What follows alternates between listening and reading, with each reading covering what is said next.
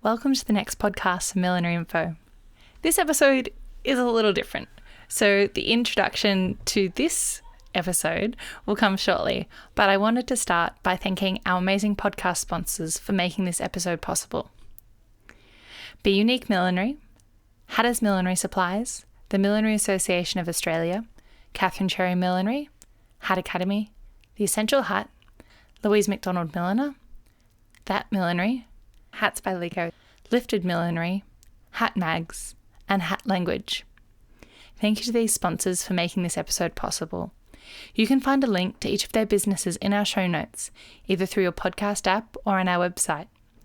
If you've been enjoying listening to this podcast series, I'd love to invite you to show your support through becoming a Patreon.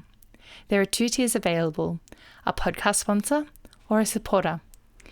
You can find out more or sign up at www.patreon.com/Millinery.Info. I hope you enjoy this episode.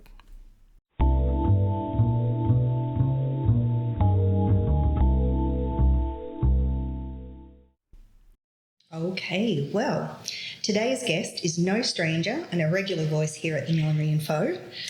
My voice, however, is new. My name is Lisa Watt, and I have the great pleasure of interviewing the content creator of Millinery.Info.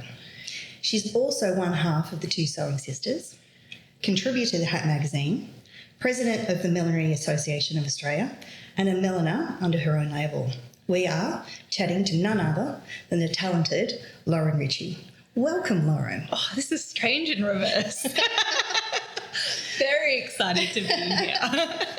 Well, I am delighted to be part of this podcast. So thank you very much for the opportunity. I think it's been a long time coming. We've all wanted to hear what Lauren Ritchie wants to say on the other side. Oh, thank you. Thank you. Well, let's start by asking you about your creative journey. Where did it all begin? Where did it all begin? Probably in Nan's sewing room. Or not probably, actually in Nan's sewing room. Yeah. Nan had this amazing space that she sewed for the family. And when my sister and I were little, we would spend one day with her and one day with Grandma and go to daycare while Mum and Dad were working. Yeah, beautiful. So we would help Nan cut out patterns and sew, and just we became familiar with dressmaking and textiles, really, is what it provided us in hindsight. How old would you be at that time? We could have been 3 or 4. Oh, amazing. So little. Yeah. So it's always been around us. And Nan used to make us a new dress for our birthdays, and we had Christmas dresses. So there was always dressmaking or fashion around us. And Nan would make Mum suits to wear to work. So there was always fashion around us growing up. Did she teach herself, or was it a trade that she worked in? She never worked in the trade. She did do via correspondence TAFE, but she never had completed the formal training, so she never felt like her skills were of a standard, but she was exceptional. She made Mum's wedding dress, the Deb dresses for all my aunts. So she was amazing. And she would take on anything. When we were 6 and 3, so I'm the eldest, she made these beautiful smocked dresses because she always wanted to learn how to smock. So special. Yeah. And then from there, I did textiles through school, had an amazing textile teacher in Gail O'Keefe at Wangaratta High School. And Mum and Dad were always encouraging of us to be creative. School studies were important and to do well there, but also to have an outlet through our sewing. And then I finished BCE at Wangaratta and moved to Melbourne and went to RMIT University and did a Fantastic. Bachelor of Fashion Design. Yeah, it was an amazing opportunity to be involved in that. And when we came down to open days, and I looked at a few different universities, and I went to the open day for Kangan Institute and was looking at different options. I did consider their course, but a couple of weeks after that open day, Dad at that time was working at Wangaratta TAFE as the go-between between the high school and TAFE for the vet program, and he came across a short course in millinery. A short course? Short course. It was a one weekend up in Albury TAFE. Wonderful, yes. With Elizabeth Hemsley was the tutor. Wonderful. And there's a little community of milliners up on the border, isn't there? Yes, there is. Yeah. And it was around the time as well, that was an era when Wagga was running huge conventions. Yeah. So there was a great atmosphere around that. Yeah. And Erin and I went and we made I'm going to call it a fascinator because that's what it was. And then a couple of weeks later, there was a how to make a hat course. So it was a cinema hat. And we both went and fell in love. Hooked from the beginning. Hooked from the beginning. So then when I moved down to Melbourne 6 months later, I enrolled in the millinery course at Kangan. Fantastic. That might lead me on to my next question. I first met you in the workroom of Louise McDonald in her gorgeous studio in the Nicholas Building. Now, if you don't know the Nicholas Building, look it up. It's full of wonderful, wonderful makers. Tell us about your time with Louise. So I first met Louise through work experience as part of the certificate to Paris Kine was teaching and Serena Lindemann were teaching it. You had to do work experience. That was part of the unit requirements then. And I had moved to Melbourne. I was 18 and I knew that I loved making and that I was doing the millinery course, but I didn't know much about the industry at that stage. Yeah. And I said to Paris, do you have a recommendation? And he goes, I think you and Louise would get along. And that's just such a piece of fate, really, because I went for work experience with Louise and never left. And so I did I think it was 2 weeks, I can't remember. And then she invited me back to join her for the season. Well, I was lucky enough to see the partnership that you two had. I also did work experience in my first year.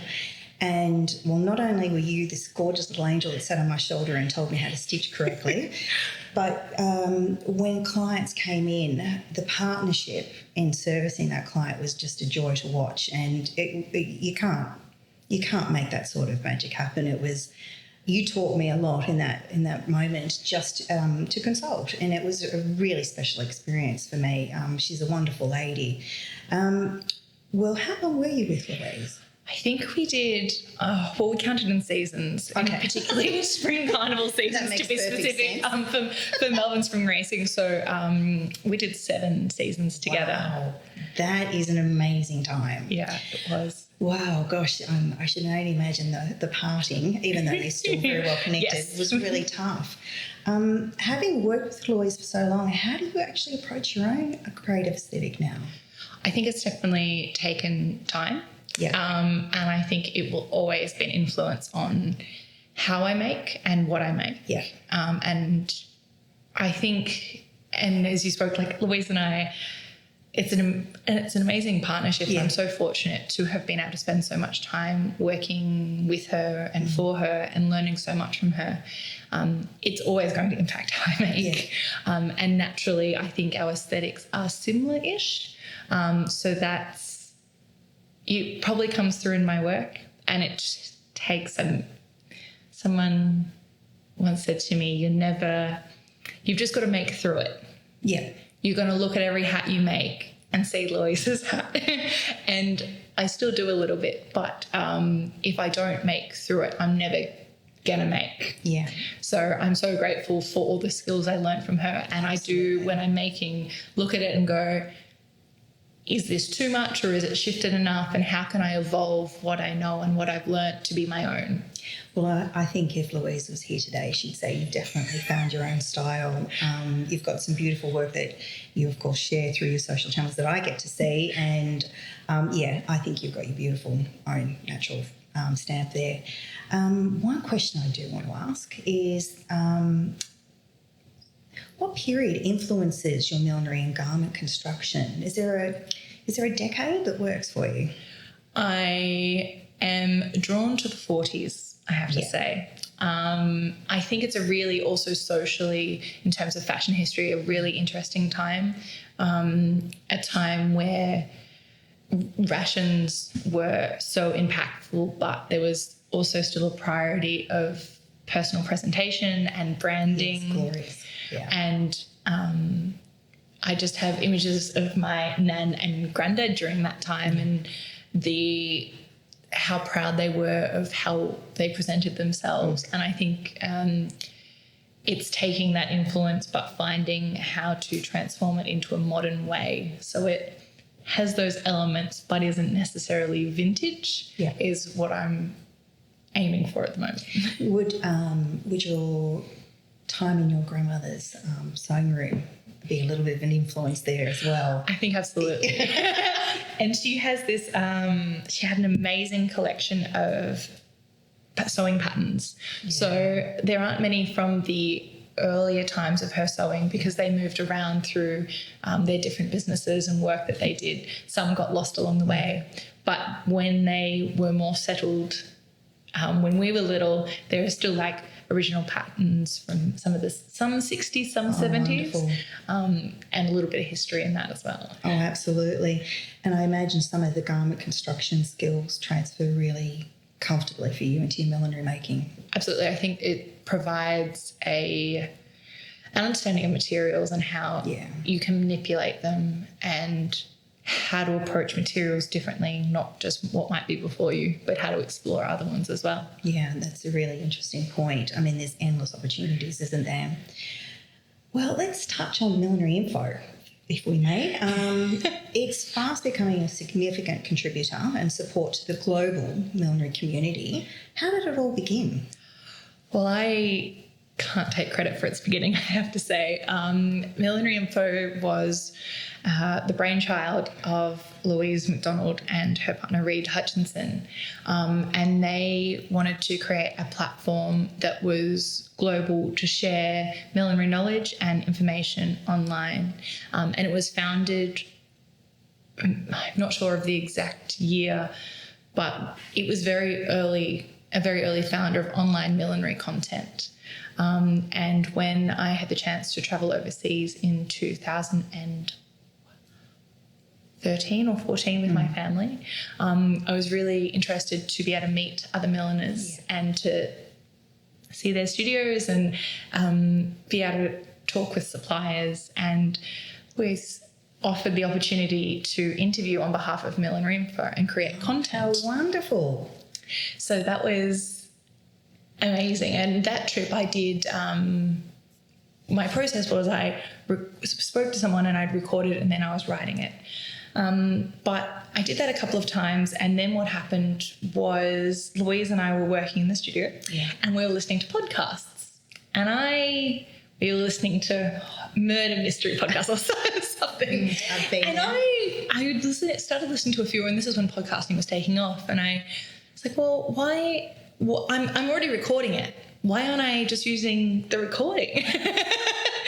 And there's so many, it sounds silly now, there's so many amazing print publications for millinery, the Hat Magazine, Hat Lines, Hat Talk. We work with our hands, and we have the capacity, if we're not maybe in the depths of design, to be listening to something. Absolutely. Yeah. So I love the idea of the podcast is joining people in their work studios and joining them in their making process. Well, having spoken to a few milliners, I know that's exactly what happens. Yeah. Well, I'm honoured to be there with them. Yeah. Well, myself, I think there's one of your podcasts stitched into nearly every one of my hats. So I just wanted to then touch on your time in London. Now, you did do a recent trip, I think. Yeah. Yes. What took you there? Initially, it was end of 2018, and Louise was shifting what she was doing with her business. So the main piece of work I was doing with her wasn't there as much. No. So after 7 seasons, I saw it as a great opportunity to be able to go overseas. Amazing. And did it open up some opportunities for you? Absolutely did. So when I was there, I had the opportunity to work in a few different workrooms. I worked with Jane Taylor and Edwina Ibbotson. My goodness. And getting to see how their businesses worked and learn from them. And also when I was there, I got to go to some events that from this side of the globe Melbourne, had only seen or heard about. And it was at London Craft Week at an exhibition that was hosted by Rachel Trevor Morgan, Noel Stewart and Edwina, that they'd invited some of the best of the British milliners to come together to showcase pieces. Wow. And Elly was there, Elly Stemerdink from Hat Mags. Yes. Quite right. And Elly and I had met the year before at Hats Off to Adelaide. Yeah. I was there as secretary of the Millinery Association at the time and had volunteered to go over and assist for the week. And Elly had just taken over the Hat magazine at that time, so was making an amazing effort to network and meet all of the industry members. She's a champion, isn't she? She absolutely is. And so Elly was there at this London Craft Week exhibition, and we said hi, and she said, "Oh, it's fantastic to see you."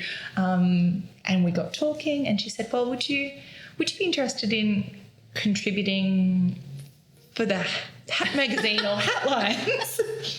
Did you have to think about it? Did I have to think about it? No. No, I did not. Not very hard at all. So Elly is based in the Netherlands, and the Hat magazine is originally a British publication, and she also is the publisher of Hat Lines magazine.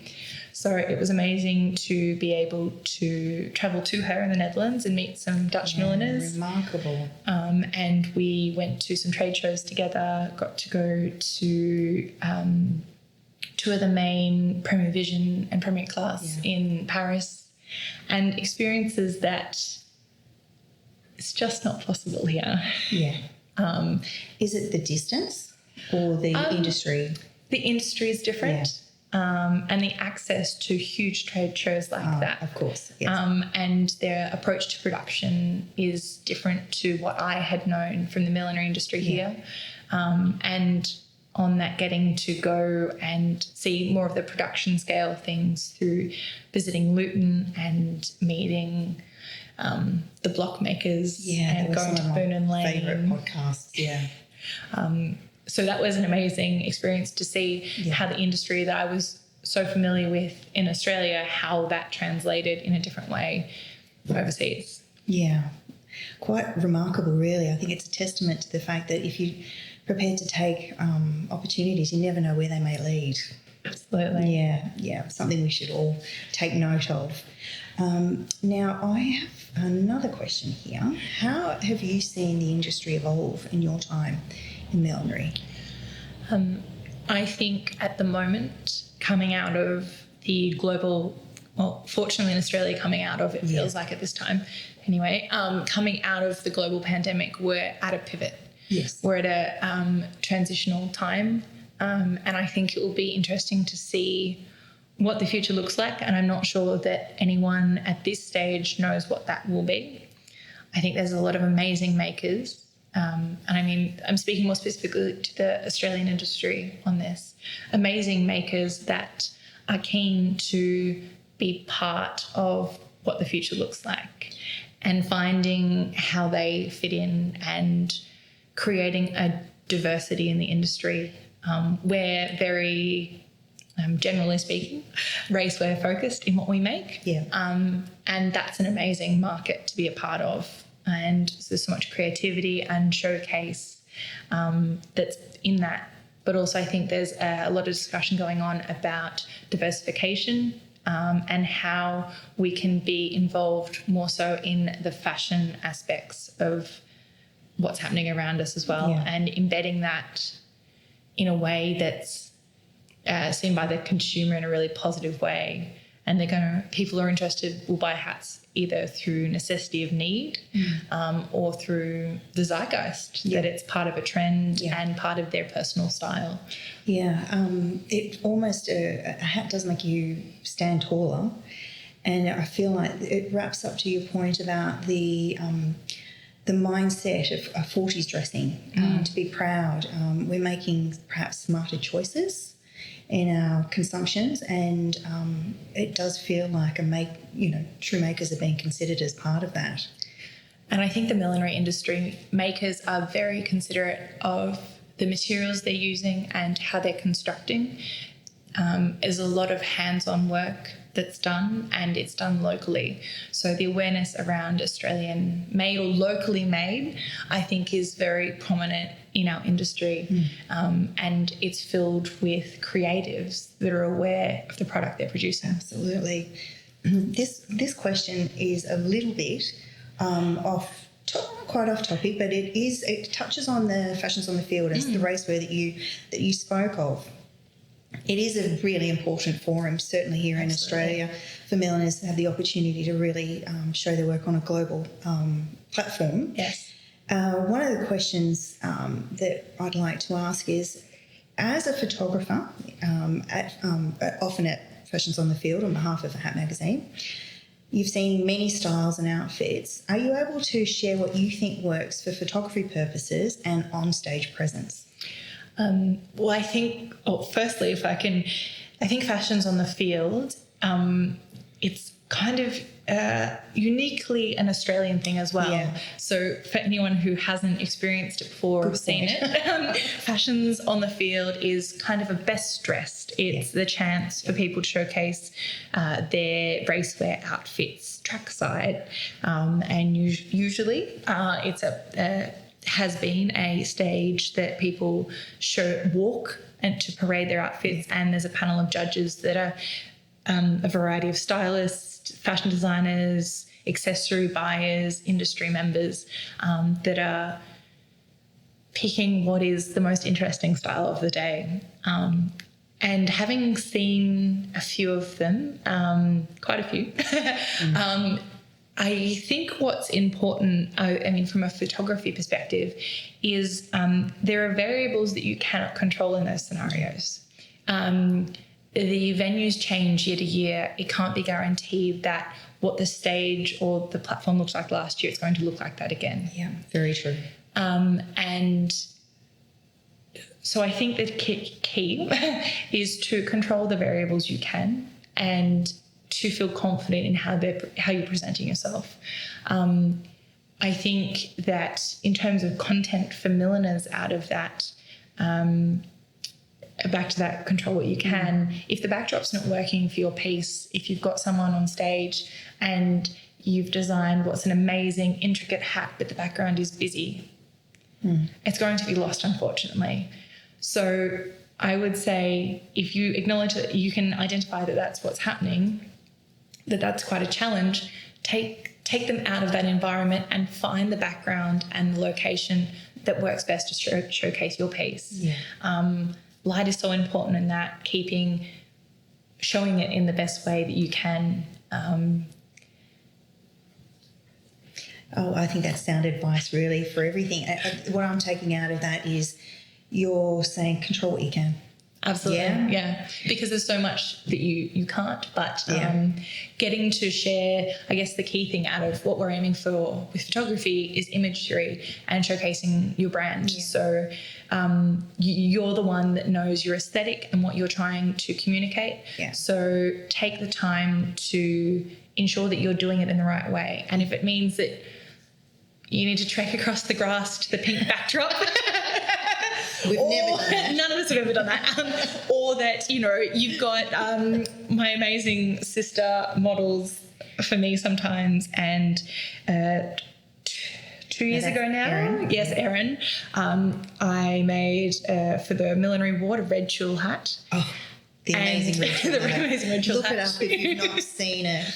And she stood in the members section of the newsstand against this amazing, it was a wooden wall of slats, and she stood there and everyone was like, she's pulling these amazing poses, she's got a bag up to her mouth, she's doing all of this stuff, and people are just walking past kind of watching what's happening. But that was those images that we were able to produce there showed a different presentation of that outfit. And there was some we did against a pink wall, but I think that the wooden wall really made that outfit different from everything else we presented that week. Yeah. So I'm taking out of this, don't be scared to do a little bit of experimenting. Yeah. Stay true to yourself. Yeah.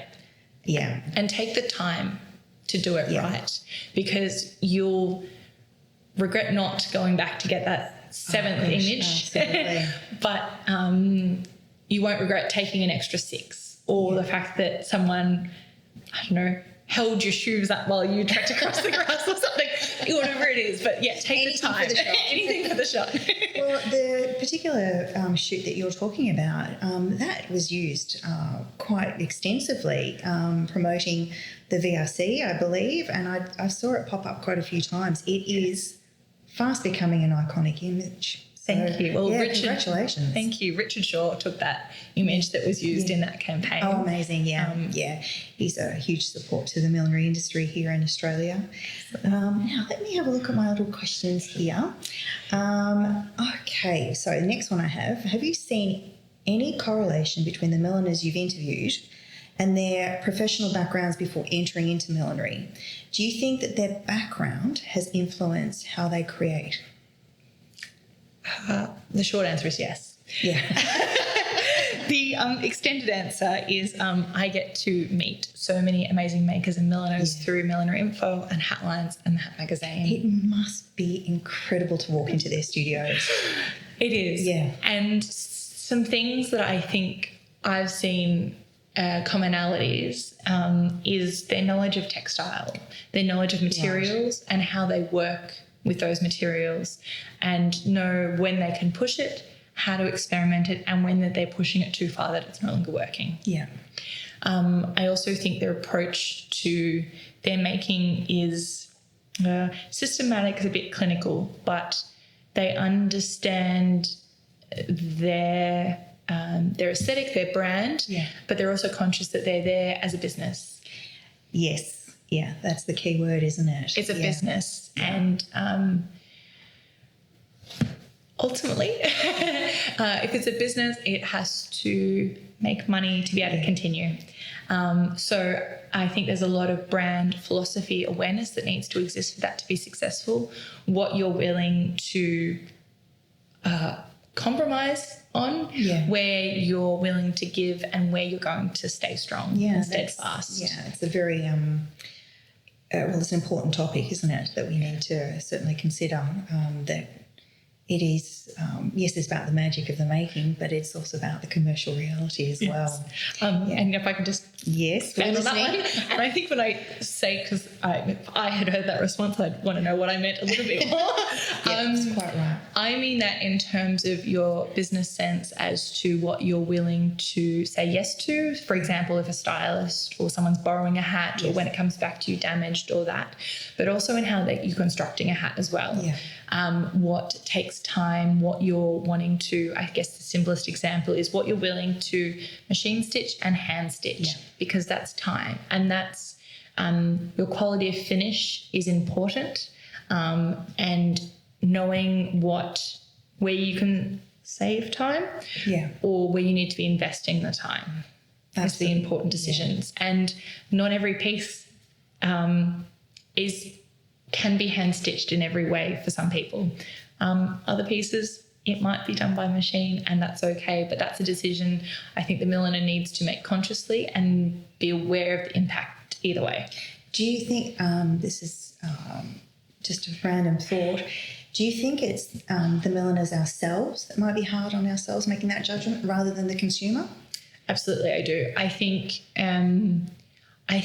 that the consumers I've had experience with, they appreciate the quality and they understand when it's pointed out to them or articulated, but I'm not necessarily sure they always know what to look for, and that's actually okay. I think that's part of the job as the milliner or the salesperson to be able to communicate. This is why this piece is more expensive, because the finishes are done in this way. Maybe it doesn't need to be articulated for a lower cost piece. Sometimes that might just be, that's their price point, and that's okay. They're still buying a piece. But when it is at a higher price point, I think it's about education and understanding this is a handmade flower that has been hand dyed, and this is a hand block base, and the finishing has been done by hand or machine, and that's okay as well. So I think it's I guess the tough thing between milliners is that we showcase our pieces to each other through competition. Yeah. And it does depend on the criteria of the competition as to what's most important. And frequently it is about quality, and sometimes quality is seen as hand finishing. Labour intensive. Yeah. I don't necessarily think that that's always the correct way to be approaching every piece that you make. Yeah, no, that's sound advice. So on that point, I'm going to ask you for some advice. You often in your podcast ask milliners to share advice or any words of wisdom. What do you want to offer our listeners? Oh, no pressure. No pressure. I think I was going to say the main thing. There is no main thing. It's all the things. I think in terms of people who are newer to the industry or coming up with their brand, is to take the time to have a diversity of skills. Yeah. Learn from as many different people as you can, because like with a lot of things in millinery, there's more than one way to do things. And if you only know one way of doing something, your problem solving when it goes wrong is not going to be as strong. And you need to sometimes to be able to make a quick decision about how to move forward with something. Yeah. So learning from different people and having different ways of solving things, I think, is important. I also think valuing your skill. What you do making a hat is amazing. I have heard you say this before and I did take note. Absolutely. And understand your value. Where most of the time we are producing a luxury accessory. Yeah. And it should be treated so. So I think knowing what you've put in to make that piece, time-wise, material, but also what it's taken you to promote that piece. Quite right. You post on social media, you've published it on your website, you've had someone maybe send you an inquiry message. That's all time. Yeah. That is all time that's either taken away from something else or you're making time. And if you're only counting your making time as cost time, that's probably not an accurate representation of what it's actually cost you to make and sell that piece. Remarkable answer, Lauren. Thank you, because only the other day, as I was packing a parcel up, I thought, I'm also the dispatch department. You are the dispatch department, and you've sourced the box and the tissue paper and the sticky tape, and you've made a decision about what labels you're using, and you've printed the label, and you've had to get the address from the customer, and now you also have to take it to the post office, and you're probably going to track it afterwards and then follow up with your customer. Absolutely, yes. Customer service all the way. It's so true, but it's a fun ride, isn't it? It's amazing. So I think that ensuring longevity is important in all of that as well. So set yourself up in a way that you can be comfortable to sustain what you're doing. Yeah, wonderful. So where do you see the future of millinery and bespoke makers? Great question. Yeah, it's a tough one, isn't it? It's a big question. Yeah, it is a big one. So in terms of the future of millinery, I think we're at a pivot point, like I said before, locally in Australia, globally as a market. And I think that the key moving forward will be diversity. Yeah. And diversity in terms of style, in terms of opportunity for people to be wearing hats and headpieces too, in terms of events, diversity in price point as well. Investing in all areas of the market and providing an opportunity for everyone. How did you become so wise so young? Amazing mentors. That really has a ring of truth about it, absolutely. So thank you very much for sharing that, the point on diversity. I think that certainly speaks to me. So our next question, Lauren, congratulations, by the way, on becoming the president of the Millinery Association of Australia. Thank you. It's already starting off to be a great year. We are certainly fortunate here in Australia that COVID is starting to give us a little bit of a reprieve. Absolutely. Yeah. What are your aspirations and goals for the year ahead for the association? I think it's an amazing network. Yeah. And I'm so proud to be a part of it.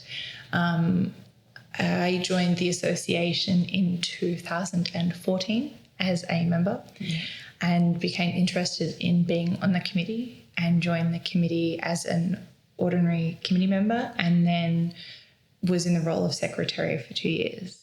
Yeah, that's a hard role. It's a big role. Yeah. It's a big role, and I keep using the word proud. I'm proud of what we achieved in that time. It's an absolute credit to the committee, every committee member that came before and is yet to come, as to where the association is, and the amazing network of members that are involved in it. As time as secretary, I got to work with some incredible committee members.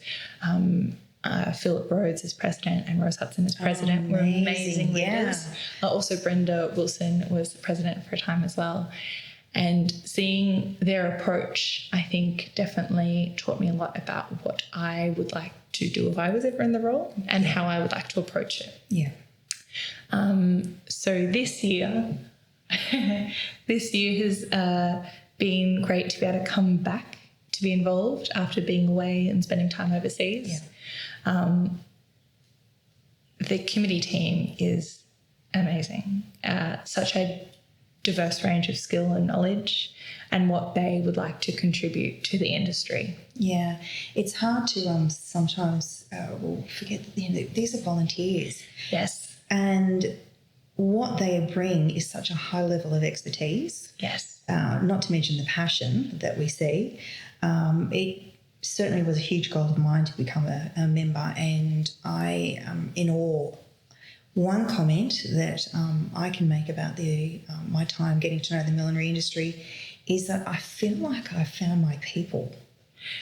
I'm blown away with the support.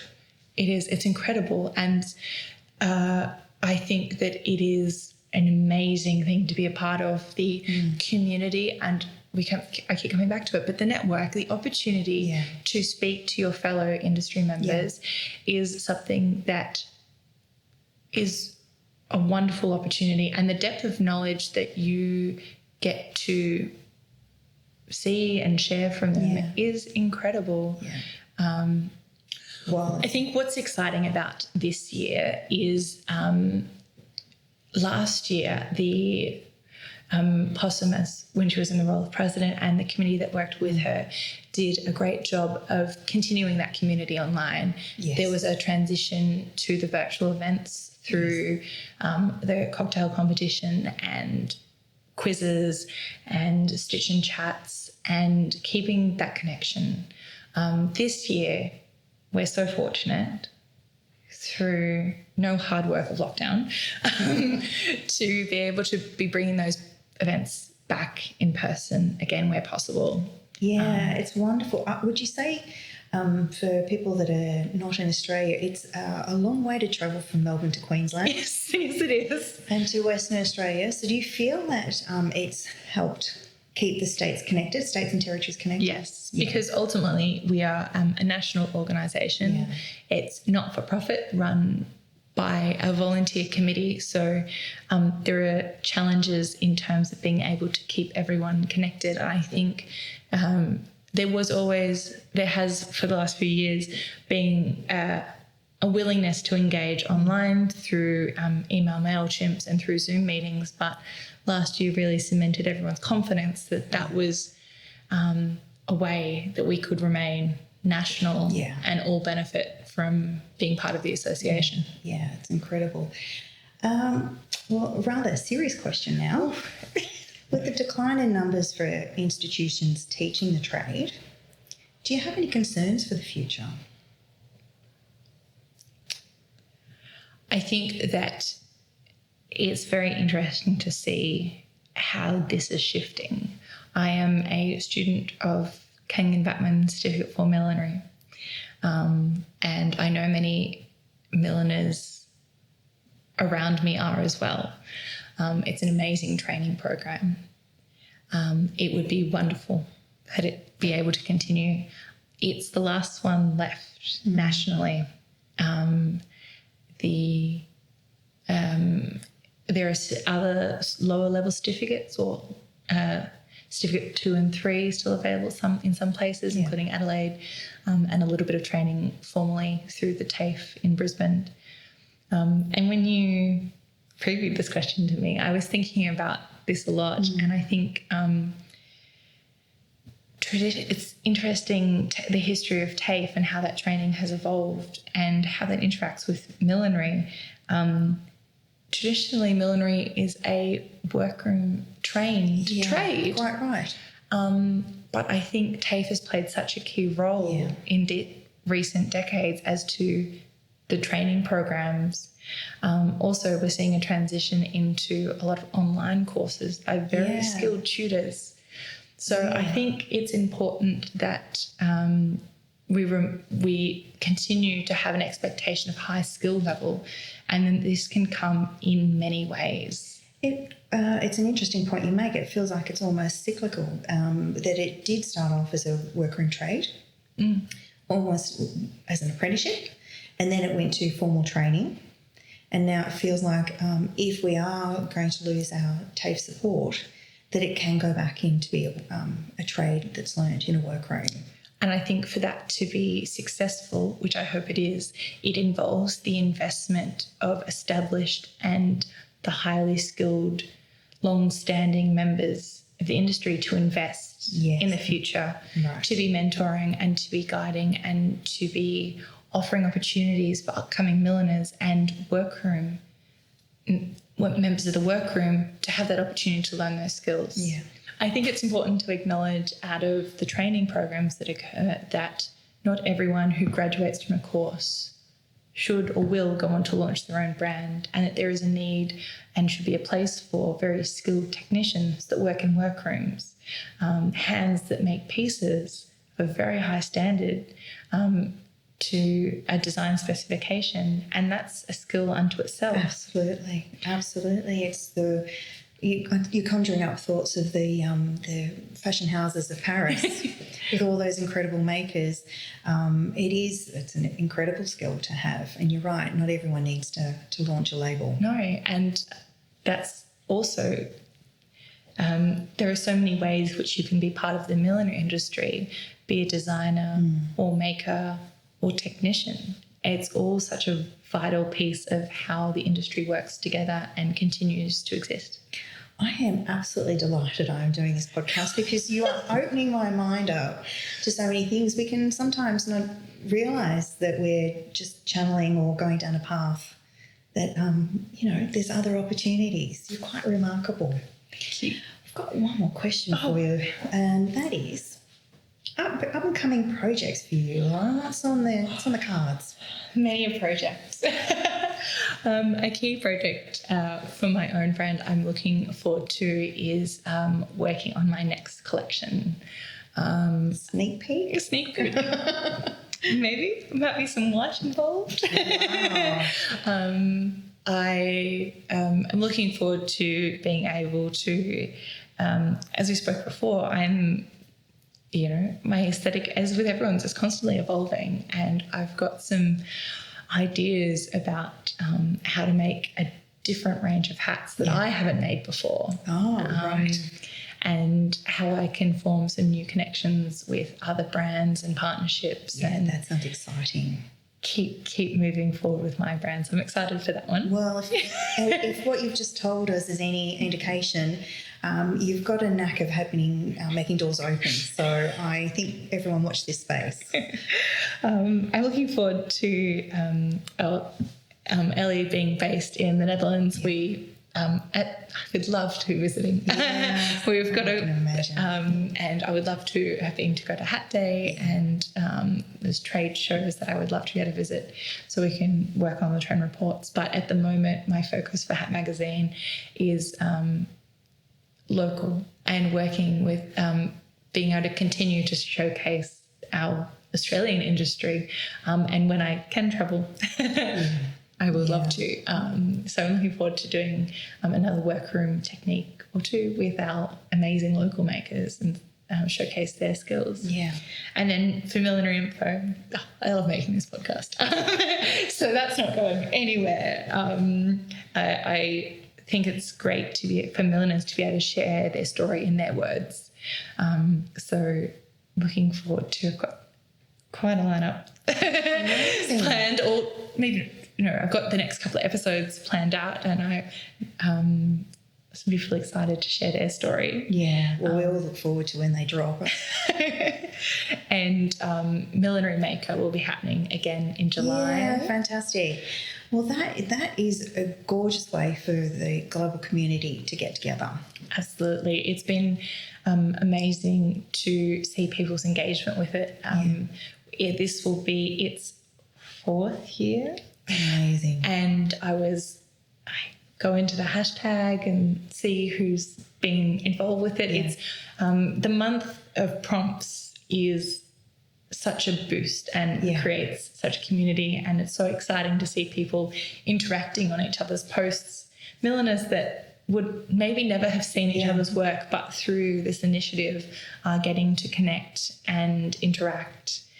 And I was checking out the hashtag the other day. It's something like 40,000 uses of the hashtag since it began.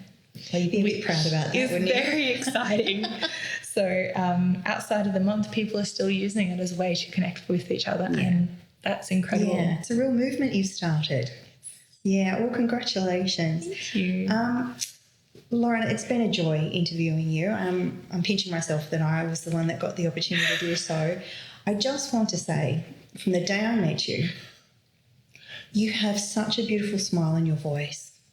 You are a positive human being, and on behalf of all the milliners, I want to thank you for your passion and your contribution to the industry. And as a little footnote, I need to also thank Felicity Northeast, who contributed some questions to today's interview, and without her, it wouldn't have got me started to actually know what to ask. So thank you, Felicity.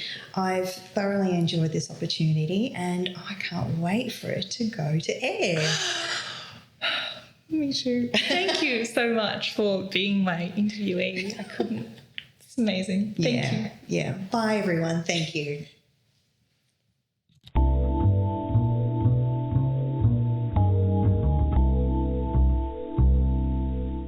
Thank you for joining me for this episode of Milliner.Info. I know that one was a little different, and it was great to be on the other side of the microphone. A special thank you to Lisa for interviewing me and the time she took to prepare the questions, and for consulting with Felicity. I hope you enjoyed the collection of questions they came up with. I really enjoyed sharing from a different perspective for this episode.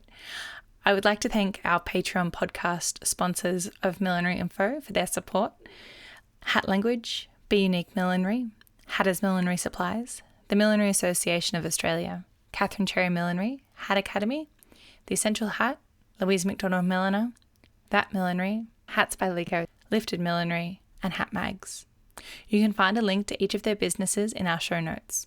That's either through your podcast app or on our website. You or your business could show your support of Millinery.Info through becoming a Patreon.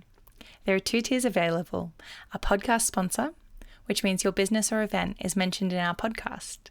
Link included on the Millinery.Info website and in the monthly newsletter. This starts from just $15 per month. The other option is a supporter tier, which starts from $5. It's for those who would like to quietly show their support so we can keep producing the content you see on Millinery.Info. If you have any questions about becoming a Patreon, I'd love to hear from you. Otherwise, you can visit www.patreon.com/Millinery.Info to sign up. I'm your host, Lauren Ritchie, and I look forward to bringing you the next episode soon, where I'll be back on the other side of the microphone.